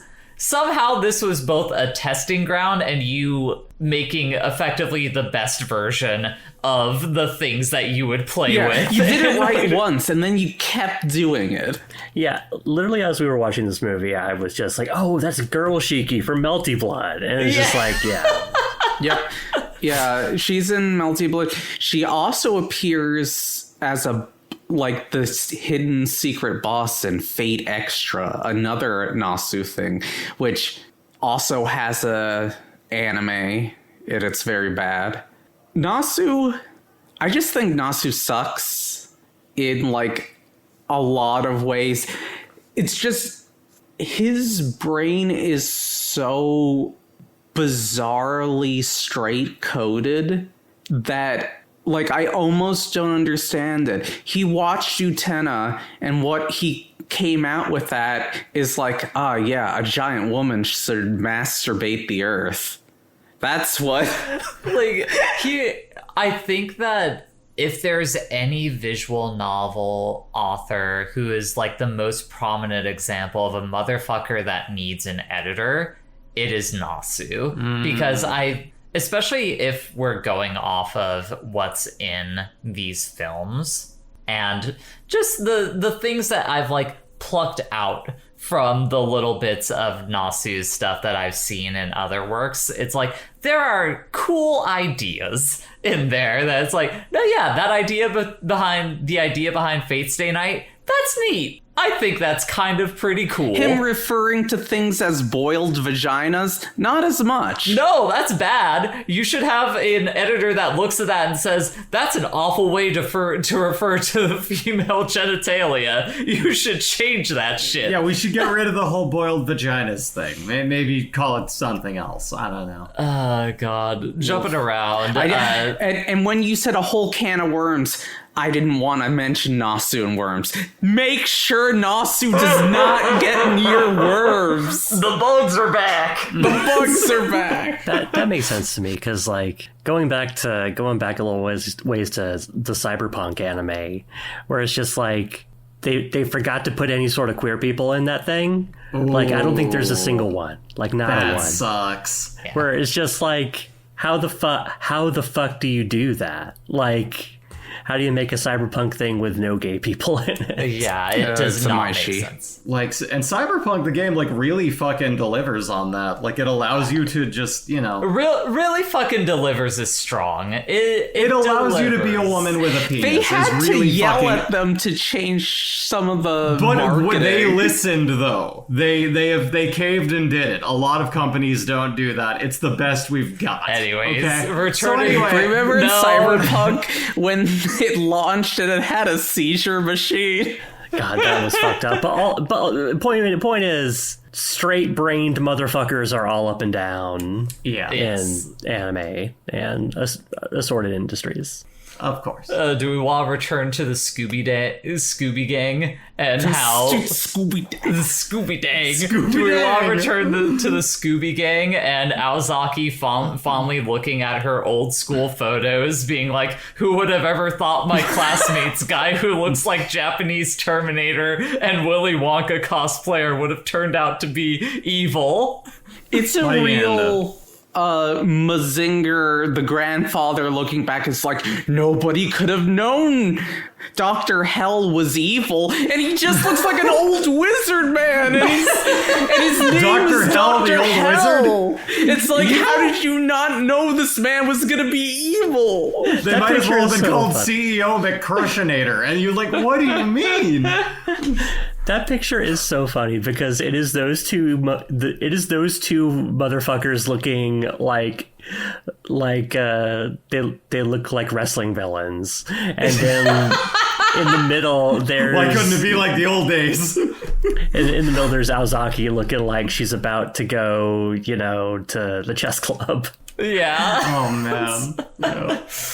Oh, it's so good. I guess jumping forward a little bit. Yeah, Aozaki's cool as hell. Aozaki is like rad character. fucking dope, and it's fucking her or her puppet, whichever one it is, getting murdered by Araya. That scene is still fucking brutal. No matter how many times I see him shove his hand through the other side of her chest, ripping out her still beating heart, and then he crushes Just like Mortal it. Kombat shit, truly. Like, a level beyond, crushes the heart, pulls his arm out, grabs her, rips her head off. Like, he is 100% confirming that kill. Nice. Like, And then she comes back anyway, and it's just like, and she comes, and it like, she kind of comes down on the whole thing where it's just like, kind of doesn't matter which one was the puppet, which one's real. Like, like we were talking about this earlier. Like, it's sort of where, like, it seems to sort of point to that. It maybe points to she was like, she's killed during that fight, and then like her puppet shows up later, but like it ends up not really not mattering. confirming. Like, Alba, like, Cornelius, like, sees her come back and is just like, no, there's no way that was the puppet that we killed. This has to be the real you. And Aozaki's just like, LMAO, I don't care. I don't know which one I am. Now Like, perish. yeah. Now, Blake, you may have fought my cat, but what about the centipede demon? Yeah, what about the demon that lives inside of my suitcase? In a funny way, like, that bit with Aozaki, like, weirdly mirrors, like, Tomoe's, in that, like, both of them are puppets, in a sense, and, like, Tomoe's, like, conclusion is, like, trying to find, like, meaning in the fact that he is a puppet, but still at the very least, like, the things that he experienced were real. Meanwhile, you have, like I said, Aozaki just kind of be like, it doesn't matter to me. The thing is, I'm here. The thing is, I'm here and I'm going to kill you. All I want to know is, like, I hope Mickey got some help, because, like, his head gets bashed in hard enough that there's a lot of blood coming out of it. That's one of the funny things that we didn't even talk about yet in the beginning when Tomoe's being chased by the bullies. Oh, yeah. And you get the shot of, like, him turning around, POV from the guy who's about to get a fucking thumb shoved into his eye. Just get gouged and blood splurt out of it. That's not, like, part of anything. That's just... It's not just that he does that. He does that, then he takes the guy's head and bashes it against the wall hard enough that there's, like, a giant blood stain, and he's like, that won't kill ya. It's just like, no, I think that might have I'm pretty sure he's dead, yeah.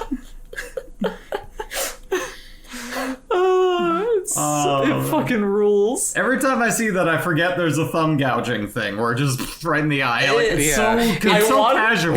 I want to say I had that shot of, like, the thumb coming towards the camera as, like, my desktop for a little bit. Because it's so good. I love that. Like, it's a real Dio moment. Because for those who don't know, when Dio originally fights Jonathan Joestar, he fights with a technique where he does the thumb thing to gouge your eye out, but it doesn't work. Not with this kid. Yeah. It worked that time. It super worked. That kid does not look like he is breathing when he gets dropped to the ground. Yep. But yeah, so, you know, they... Where was I leaving off? Oh yeah, I think I was gonna talk about, like, the one other weaker part of this movie, and I think this is probably something that Evie, just based on conversations we've had before about, like, other stuff, you're gonna definitely agree with me on. The other weak part of the movie is when Mikiya takes Tomoe back to his, like, childhood home. I think it's mostly a good scene, but there's a moment in the dialogue where Tomoe... Essentially what happens, Mikiya takes Tomoe back to his childhood home, and Tomoe has, like, flashbacks to when his family was, like, functioning and not abusive. And just kind of shows you how that family, like, slowly fell apart over time. And I think it's a mostly good exploration of that. The thing that doesn't sit right with me is that Tomoe, like, starts blaming himself for how the family fell apart. Yeah. He's saying, like, if only I paid attention to them. And it's like, wait, would that have solved your dad's alcoholism? You know what's a good idea? Spousal abuse? Yeah. I don't know, man.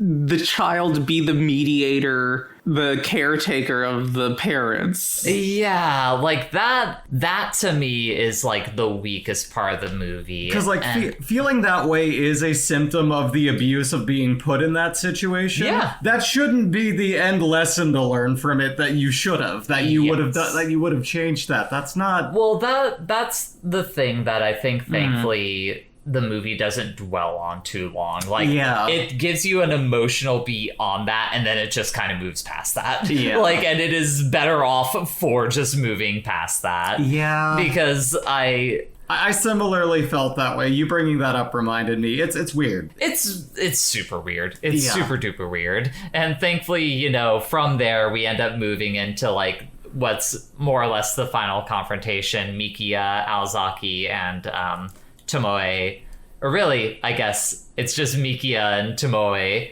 in this, like, last approach at first, because as far as they know, Aozaki is dead. Yeah. Currently, they go to the apartment complex to confront the evil wizards, and Tomoe finds his brain in a jar in the parking structure underneath there. Look, we just have to point out, like, for all these prim and proper wizards, their technology skill fucking sucks. It rules.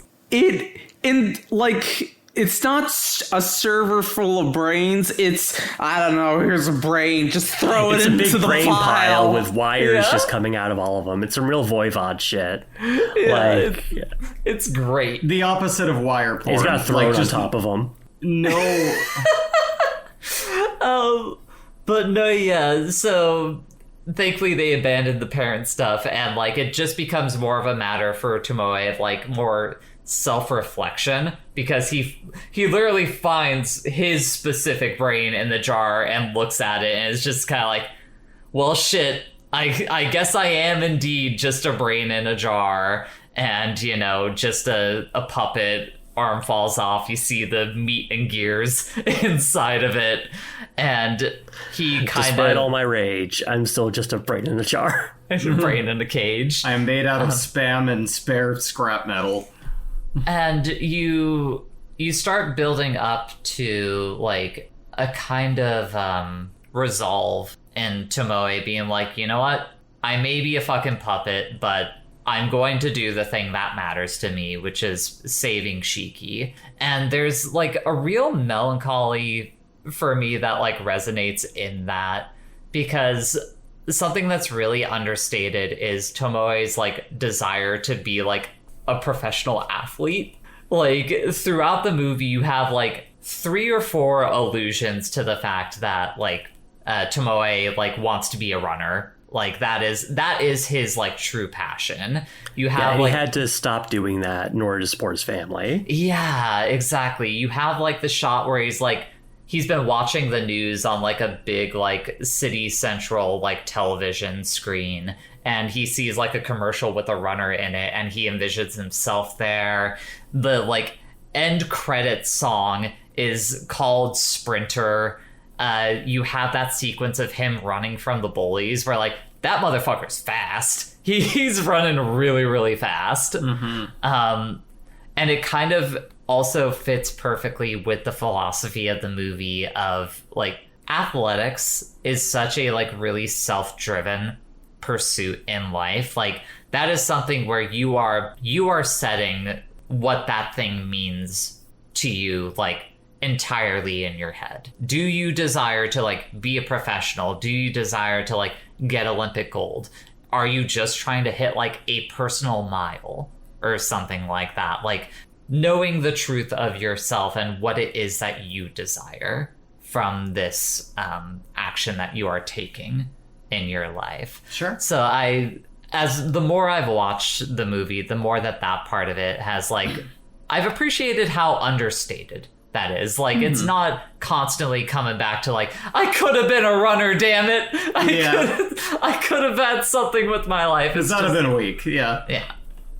I don't know. Like, he takes the elevator up. He tries to like run at Arya with a knife, and Arya just like grabs him by the head and does like a fucking shock pulse on him and dissolves him into dust. Yeah, like he runs at him with a knife because like he was tasked with getting a sword to Shiki, but he's unable to continue carrying the sword. And so he just kind of leaves it on the elevator. But luckily, this is exactly where it needed to be. Yes.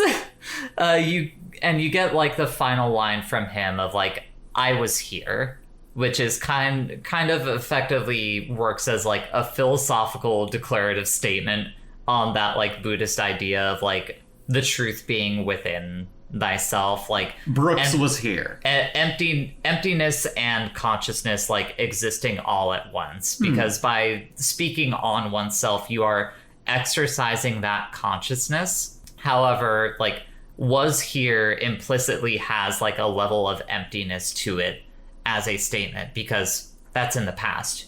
You no longer are there, you were there. So you are like, these two things are coexisting at once by it's the absence of you. Yeah. So yeah. Yeah. Also, real like, sixth day. but also he's like he said that he wanted to die for Shiki, essentially. Yeah. And that's him saying, hey, I did that. Yeah, I did that shit. Like, I came here with a goal, and I think I've accomplished that. and shit freaks out for a bit. The like replacement Aozaki is talking with Arya, poking his head out of the apartment wall. Like, at this point, one thing we haven't touched upon is he can just, inside the apartment, it's like his flesh or some sort of thing like that, where he can just pop out and be like, hey, I see you, champ. But yeah, the two of them are talking, and like he finally reveals what he did with Shiki's body to Aozaki, and Aozaki's like, oh, you fucked up. You should have put her in a concrete box. She's gonna break out of that like that. It's gonna be nothing. The apartment starts falling apart. Like, the numbers on the elevator are going crazy, and she ends up popping out of the elevator with that cool katana, and they have a really sick fight. And like Bree talked about earlier, eventually it leads to like them falling out of the building together, with her like driving the sword into him in the ground. And Arya is wearing all black, Shiki's in a like white robe, and it's just in and of itself like visually presenting the yin and yang still, even to the very end of the movie. Yeah, that moment's good, because like Arya gets to the point where he's like, this is going bad. I need to just drop this building on this woman in order to take her out. It's all I got. I gotta smack this giant penis-shaped building onto these people so I can win. I guess we hadn't talked about that yet. It's a dick building. The apartment looks like a giant penis. Like a giant dick of balls. Yeah. It's fascinating to me that Arya and Tomoe, like, their pursuits for the truth, like, also like reflect the yin and yang, and that where you have like Arya seeing nothing but like a fucking destined death that all people have to face, like, that is just purely prefaced by the rigmarole of like day-to-day life, while Tomoe is like on the other side of that, like being this puppet that has been living this continuous like loop of everyday life that just happens to have like a little death in between each loop there. Like, even in that like conflict, you still have that philosophical idea being reflected in that. And where you also have that reflected is like in that last shot of Tomoe and Shiki in that dream in the like mirrored cafe. That's like one of those pieces of movie that is like so ethereally beautiful that it makes me want to cry every time I get to it. Like, I fucking love that scene. Like, it's them sitting back to back in a cafe that's like an exact mirror of itself. And they both eventually like get up and see a figure that's like waving to them off on the horizon somewhere, like just completely formless. You just see that it's a silhouette of someone. Then as they move away from each other, they're also doing like the backwards wave thing, which almost feels like it's implying that that person that they are heading to are the exact person that they are doing the backwards wave to. Like the movie is named, this paradox spiral where like these two things exist both independently and mutually together at the same time, and yet somehow never are able to fully meet again. Like, you have someone that now with Shiki is like existing in life, and Tomoe existing only in death, who are still present in one another in one way or another. It's fucking beautiful. I love that shit so fucking much. Going back a little bit to the bit where like Shiki reappears, I love the idea that where Aozaki's like, oh, you should have just like locked her in a box or something, because like trying to like containing her inside this like philosophical like existential magical prison that exists inside this bizarre experiment you've created isn't going to do it, because she has the eyes that will let her kill that thing, and like and then you yeah, That's one of my favorite things about the movie is like even something that is as stupid of an idea as like the mystic eyes of like depth perception, like something that seemingly if you're getting tossed into this movie like fully blind, you're gonna see people like make reference to that early on in the film and be like, what the fuck are you even talking about? And then you get to like the back half and the movie actually takes the time to be like, no, it's this. She has the power to see like essentially what like can kill any object in the world, and she could just do that. And it's as simple as that. You don't need 1,000 words to describe it, actually. But yeah, I don't know if I have much else to say about it beyond that. Rest in peace, Tomoe. He never scored. Truly. Never even touched a boob, unfortunately for him. Here lies Beavis. He never got laid. Bridget already made that joke. Oh, I had the headphones off. Damn it. I'm behind. Sorry, I had to run to get some water. I'm back. Yeah.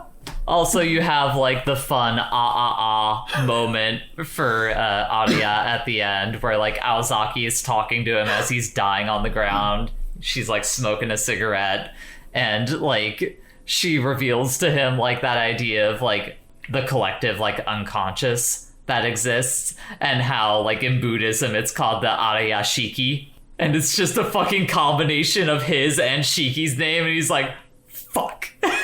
God damn it. Fuck. It was right there the whole time. Yeah. Oh, Ash Ketch. Because he's gonna catch them all. Oh, Phoenix Down. Ah. Tails Prower. Miles per hour. Oh, yes. I've already said effectively what my final thoughts on this movie are. It's one of my favorite animated movies of all time. Like, it's a hard recommend just because it is incredibly obtuse. But I think if you can go into it with the idea that it's just going to be like a mystery thriller, like Twilight Zone episode, I think most people can have a really good time. I feel like it holds its own. Yeah. Do you have any final thoughts on the movie aside from that? Not really. Oh yeah, actually, never mind. You're the next one to pick. Never, oh yeah. I gotta go last, so I'll think of thoughts. Go ahead. Evie, final thoughts. Another movie that it would have been cool if Blade were in it. He'd have killed in this. Yeah. Yeah, it would have literally been cool. and figuratively. Blade wouldn't have required so many trips to the same place. He only needs to go there once. But he has to go there very fast. But I enjoyed it. I enjoyed watching this movie. I think it's neat. It was a nice window into a... It's neat to put something to the name that I've heard, you know? And I don't know if I'll pick it up after this, but I enjoyed this movie at the very least. For sure. Bridget, final thoughts? Well, I've already seen this film series before in this specific movie a couple of times, so I already enjoyed. I guess we should say that if you wanted to go the legal route, it is streaming on Crunchyroll. If you want to watch the film series there, because the Blu-rays are too fucking expensive. Because it's Aniplex. It is an Aniplex release, baby. Aniplex. Yeah. So there's that. But yeah, it's good. Probably the best thing Nasu has ever done. So good on him for starting strong. He'll get that. He'll get his footing back eventually. No. Bree? I guess really my last take on this has kind of already been addressed, but ultimately, like, as this was the first thing I saw of it and probably the only of the films I've seen that I remember, because I think I've seen a couple more with you kind of passively, but they just didn't really hit for me. I think it does hold its own. I think it is a great little kind of intro to, you know, Buddhism for anyone mildly intrigued by it, and some of the concepts that plays with, and I find it to be a real I'm sorry, I've dropped my phone. I find it to be a real thought-provoking time and a real fun little thriller, as you say. It's a quick little like kind of thriller mystery. It is very fun, and so it leads us to the question now: what are you picking? Now, I'm gonna be honest. At first, I thought about the way that my picks have been going, and I thought I was going to have to use my my wild card because I was like, I've been picking kind of like funny, sort of like passive movies that there isn't much to say about, and it's pissing everyone off, and like it's not really creating enough dialogue. So I was going to punish us all, and I was going to just make us all watch the feel-good movie of the summer. I laughed until my sides hurt, Grave of the Fireflies. However, I was like, instead of here's the thing. As well as that would have been a morose cinematic experience and made us all depressed, it is something I do want to watch from like an animated cinematic, like, I do want to see it. It's an important piece of media. Okay. But I haven't seen it yet, and I decided I'm not going to do that. I'm going to stick with the way that our rules go because I did actually manage to find something interesting that was connected to this. Okay. So, Maya Sakamoto is the voice actor for Shiki Ryogi, right? Uh-huh. In this fine film. And so, it turns out they are also the voice of Haruko Akagi in the 2022 movie The First Slam Dunk. Oh! I've heard a little bit about it, and I'm really looking forward to checking that out. I was not expecting that at fucking all. I wasn't either, but I came across it and went, you know what? I was meaning to get to this, so... Okay. Yeah. I think it'll be fun. It's supposed to be a very good film that is directed by the mangaka. Oh, is it? Shit. All right. Wow. Next time we're watching The First Slam Dunk. Not the Brie pick I would have expected. I can come from anywhere. I got a lot of different, I don't know, multifaceted. That's the word. Brie, where can people find you on social media? You can find me on social media over at. You can find me on Blue Sky. It's called. That's it. You can find me on Blue Sky until that completely explodes. Under a SNESBO is where you'll find most of my stuff. That's at ASNESBO. And you can also find my VTubing and playing video games over on twitch.tv/EasyBreezyTV, EAZYBREEZY TV. Please give me a check out there. See me there. I post some spicy takes and a little bit of porn here and there, but other than that, it's pretty work safe. But it's a great little place to hang out. Come see me at any of my social media. Mm-hmm. Evie, anyone find you anywhere? Not really. I'll show up on some streams here and there. You might be able to find Evie on Twitch Sasquatchlist on Twitch. You never get your own fucking URL right. Twitch.tv/Sasquatchulous. That's right, where you might see Evie commenting over John Carpenter's The Thing. That's right. The Thing. The video game John Carpenter's The Thing. Where John Carpenter shows up briefly and then dies. And then Bridget, can people find you on Blue Sky? Yeah, Sass Yeti. I think that's... You can find the podcast anywhere major podcasts are sold. And you can find us on Blue Sky. I put it on the list.bsky.social. We got put on the list.neocities.org as well. You can find me, Jay, on social media, but I will not tell you where. That is, and none of us will help either. That is a journey you must take on your own, but I cannot join you for that journey until you find me. Then I can you can recruit me like an RPG party member, but and then she's gonna take you on this long quest up a huge hill, and you're gonna burn all your money, and then she's gonna zoom back the camera, and she's gonna be like, I never had any social media.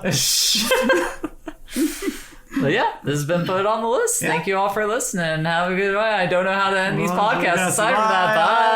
Bye. What we've used connected by cast or crew, deciding the next film, that's the gist. Put it on the list. People are gonna get to listen to the clacking of a cough drop against my teeth as I talk into the... Oh, don't stop that. Like, that's also not pleasant for the girls. Oh, I'm either. sorry. I didn't realize it would be that loud. I'm sorry. Typically, when I'm you sorry. do something right next to the microphone, it's loud. Sorry, when I crammed the microphone down my mouth, I didn't realize that it would be loud.